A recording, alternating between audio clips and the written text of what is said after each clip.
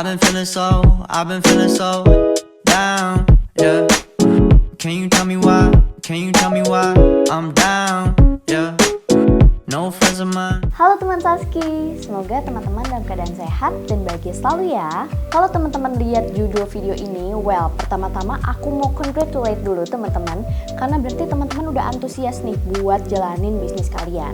Karena sebenarnya di dalam bikin bisnis itu bukan cuma bikin bisnis juga, tapi juga ada membangun brand. Hari ini kita bakal bahas tahap-tahap untuk bikin nama brand buat bisnis kamu. Ternyata teman-teman udah ada 400.000 lebih brand yang dilindungi oleh Haki di Indonesia. Jadi sebenarnya untuk bikin nama brand pun ada konsiderasi dan limitasinya. Apalagi di era digital ini nih sekarang ada banyak banget brand. Dan di sosmed aja kan ada banyak banget ya brand. Dan PR-nya adalah gimana caranya supaya kita bisa dikenali dan stand out. Tapi tenang aja teman-teman, aku yakin kamu pasti bisa nih nemuin nama brand yang cocok untuk bisnis kamu. Maka dari itu, hari ini kita bakal bahas 3 tahapan untuk bikin nama brand bisnis kamu.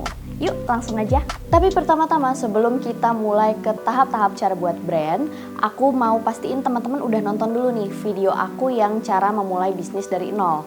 Kenapa? Karena penting banget teman-teman untuk tahu dulu nih why teman-teman kalian mau bikin bisnis, dan juga barang atau target market siapa nih yang teman-teman mau incar. Habis itu baru deh teman-teman bisa bikin brandnya. Tahap yang pertama adalah research. Nah, research ini kita bisa mulai dari research nama-nama kompetitor kita. Tapi nggak usah overthinking, karena sebenarnya kita nyari tahu ini untuk tahu nih di pasaran nama-nama yang udah dipakai itu apa aja.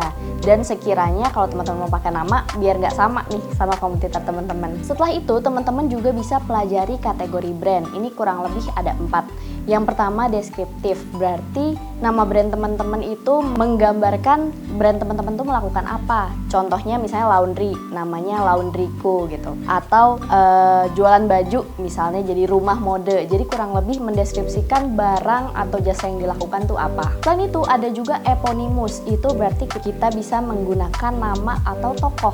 Contohnya kayak pempek Pak Raden, pecel lele Panario, dan lain-lain. Yang ketiga ada namanya akronim, itu jadi kegabungin huruf-huruf atau angka buat jadi nama brand. Contohnya BCA, BRI, JNE, JNT, HGL. Yang keempat adalah sugestif, jadi kayak nyambungin 2 kata atau misalnya bikin plesetan dari kata-kata lainnya. Contohnya Gojek atau Halalpedia, itu kan gabungan ya. Tahapan yang kedua yaitu adalah brainstorming. Nah, untuk brainstorming ini aku bakal ajak teman-teman untuk balik lagi dulu deh. Lihat lagi sebenarnya target market teman-teman tuh siapa, produk yang akan teman-teman jual tuh apa. Karena dari sini ngaruh teman-teman. Misalnya memang target market teman-teman tuh yang suka gaya-gayaan. Mungkin kan nama brand teman-teman juga harus prestisius gitu. Tapi kalau misalnya target market teman-teman dan produk teman-teman jual bukan benda yang umum, bukan benda yang khusus, tapi dipakai sehari-hari aja, ya udah kalian bisa pakai nama yang umum-umum aja. Selain itu di bagian brainstorming ini teman-teman juga bisa pakai tips ini nih, yaitu ngebayangin kalau brand teman-teman itu jadi orang. Kira-kira brand aku nih kalau brand baju, kalau jadi orang dia tuh kayak gimana sih personalitinya? Misalnya dia tuh cantik, dia tuh cute, dia tuh colorful, berarti kayaknya nama ini cocok deh. Atau misalnya teman-teman bikinnya brand baju cowok yang street, yang item-item gitu, mungkin oh karena dia karakternya kayak gini namanya mau rada metal, ini namanya misalnya. Nah, untuk brainstorming ini aku juga mau saranin teman-teman untuk cari tempat yang tenang biar teman-teman bisa clear nih, jernih pikirannya untuk nyari nama brand yang cocok. Cerita sedikit, aku waktu itu namain Puka itu bahkan ceritanya aku mau kuliah umum di ITB Tengah. Habis itu aku naik Gojek, tiba-tiba hujan gede, bajuku basah kuyup. Udah otomatis aku gak akan masuk kuliah dong karena bajuku basah kuyup. Dan itu baru setengah jalan. Akhirnya aku minggir ke kafe, dan sebenarnya di kafe itu aku mikirin nama Puka gitu.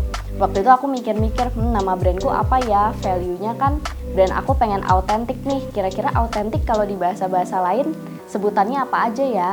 Ketemu deh ternyata ada bahasa India yang nyebut Puka itu artinya autentik.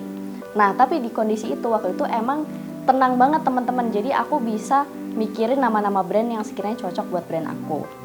Nah kalau untuk Vintage House sendiri, aku sebenarnya waktu itu jualan baju-baju thrift shop sebenarnya. jadi vintage kan. Dulu karena zaman dulu tuh thrift shop itu sangat identik dengan vintage, bahkan yang banyak yang kabel-kabel, motif-motif yang vintage gitu.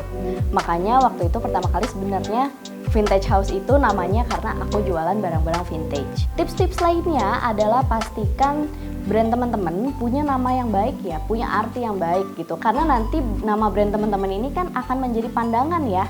Biasanya orang-orang juga akan nanya gitu, emang arti nama brand teman-teman tuh apa sih gitu. Dan maka dari itu usahakan punya nama yang baik. Aku pernah nih punya kasus teman-teman dulu bisnis aku pas tugas aku di SBM. Kita nyari nama, ceritanya kita jualan kemeja pantai, kita cari nama yang sekiranya berhubungan sama senja-senja gitu, kayak oren-oren di sore hari gitu. Ternyata dapet nih namanya Sande bahasa Bali tuh kayak gitu, namanya Sande gitu. Kita presentasi lah nih ke dosen, iya nama company kita Sande gini.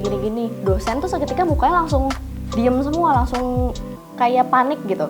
Terus akhirnya pas udah closing, dosen kita ngomong, kalian tahu artinya Sande apa?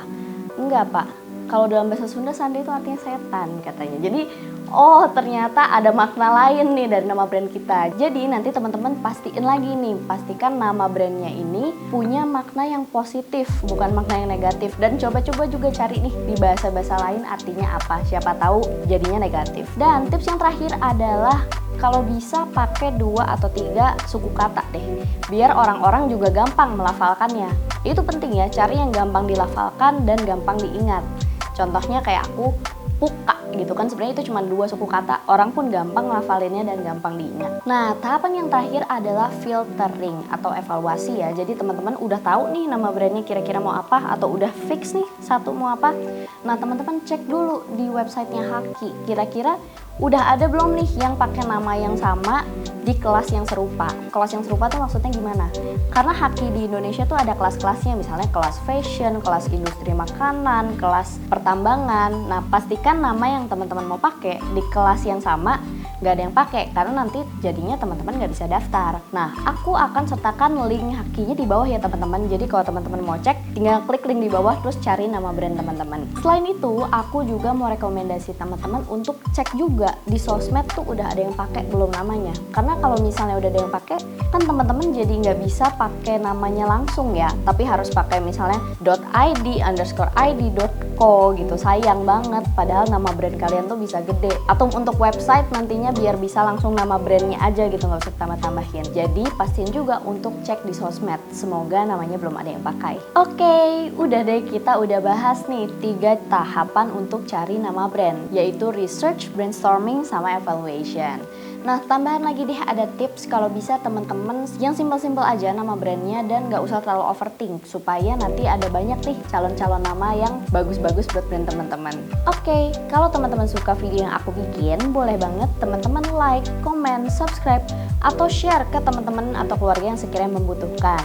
Siapa tahu nih ada teman atau keluarga yang juga lagi bikin bisnis apapun ya, karena bikin nama brand ini bisa berlaku untuk bisnis apapun. Kalau teman-teman mau request topik juga boleh banget, aku akan upload tiap 2 kali dalam seminggu, tiap hari Rabu dan hari Sabtu. Kalau teman-teman mau request topik, tinggal komen aja nih di bawah atau langsung DM aja ke IG aku @saski. Oke deh, segitu aja Saski sharing hari ini. Sampai ketemu di video selanjutnya ya teman Saski. Bye!